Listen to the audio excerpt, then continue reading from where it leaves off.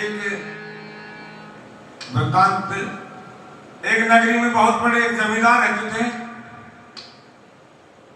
उनके 3 पुत्र।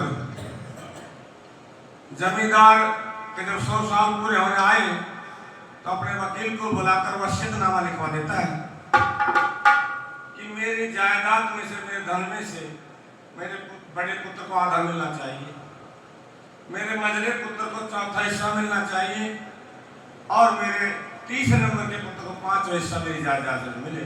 ऐसा लिखवा करके और जमींदार साहब से जा जाते हैं। अब सौभाग्य से बात है कि पिता की मृत्यु के पश्चात भाई में बंटवारा होना ही था।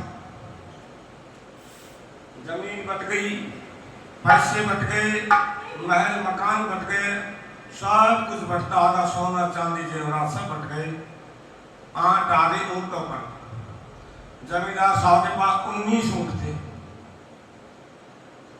अब गांव का पंच पटेल सभी बैठे, करो जी बंटवारा ऊंटों का। अब 19 में से आधा ना हो, 8 आ गई। अब जक मारे, एक ने दो दिया भी ना जाए, एक को मोल करके पैसा भी ना दिया जाए, ऊंट मां से ऊंट बांट। सुबह से शाम होती आई लेकिन समझ में बात ना बैठी, अब बंटवारा कैसे हो। अभी संतों की बात है, संत क्या करते हैं दुनिया में। इन्हीं पश्चात इसी वृत्तांत के समय अरे संत ऊंट पर बैठ कर आ गए, आकर के पंचायत के पास खड़ा हो गया। बोले मसला क्या है, आगे मत बोलो। बोले मसला है कि जागीरदार साहब के सब सौदा बट, लेकिन ऊंट में आटा आ गई। सारी बात सुन के बोले आप कहो बंटवारा मैं कर दूं? हाँ बोलो करो ना।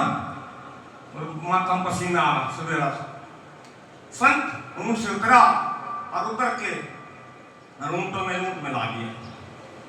ऊंट की संख्या होगी 20, हो गई ना। बंटवारा करो, 20 का आधा 10 दे दो बेटा। दूसरा बोले मझले पुत्र का चौथा हिस्सा, 20 में 4 पंज 20, 5 आ गए, 5 दे दिया। तीसरे का बोले 5वां हिस्सा, 4 पंज 20, 4 है दे दो, होगा 19, बटका ना 10 5 4 19 होगा। संत को ऊंट बचा रहेगा। संत ने ना कुछ लिया और ना दिया, अपना बंटवारा करके चले जाते हैं। इसी प्रकार से ये संतों का समाज होता है। यहाँ बैठते संत होते हैं और संत समागम संतों का होए, पाप जन्म मात्र के धोवे, किसी से अठन्नी ना ले संत, अपना अपनी जेब से दे। समाज कल्याण के लिए होती, इसी सत्संग को बड़ा होता है। सत्संग बड़ा संसार को तो बड़ भागी ने पाया। एक नगरी में पास में एक जौड़, तालाब, अच्छे वृक्ष, वहां एक साधु का निवास, संत का निवास। बहुत ज्यादा पेड़ थे, उन पेड़ पर बहुत ज्यादा पक्षी रहते थे। पक्षियों में सबसे ज्यादा तादाद तोता की थी।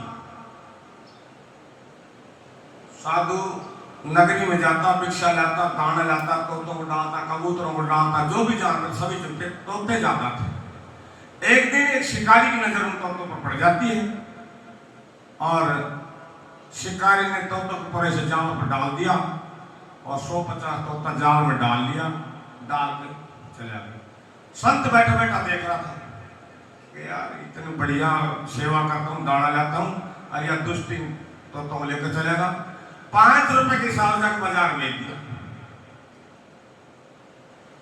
बाद में संत ने सभी तोतों को, जानवरों को बुलाया और एक पाठ पढ़ाया कि शिकारी आएगा, दाना डालेगा, जाल बिछाएगा, हमें फंसाएगा, फंसना नहीं है। और रटाया दियो। तोता चुगता भी यही बात कहे, उड़ता भी यही बात करे, बैठा भी यही बात करे। शिकारी आएगा, जाल दाना डालेगा, जाल बिछाएगा, हमें फंसाएगा, फंसना नहीं। वर वक्त पाठ ने कंठस्थ कर लिया। 1 हफ्ता बाद में संत भिक्षा लेने गांव में चला गया। उसी दौरान शिकारी आ गया। तोता वही पाठ पढ़ रहा।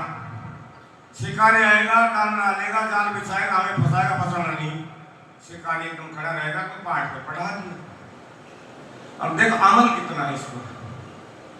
ऐसे दाना डाला और सारा भरण दिन आया, आता आता चुपता चुपता लोग कह रहा था अब शिकारी आएगा, दाना डालेगा, जाल बिछाएगा, हमें फंसाएगा, इतनी देर में जाल फेंक दियो और सारा फंस गया। और फंसा फंसा भी नहीं कर रहा, जाल में लेकर चल दिया। आधे रास्ते में जाके संत का शिकारी का आमना सामना हो गया। जब भी तोता यही बोल रहा था, यही तोता बोल रहा था जब हंसने लगा देख करके शिकारी, बोल पाठ पढ़ा दिया तो ये पढ़ रहा, ये मेरी बागड़ी में रहा, सारा पाठ पढ़ा दिया था लेकिन मेरी बागड़ी में आ गया। वहां पर इसी बात पर शंकरदास पंडित ने पद लिखा, कैसे बता दिया।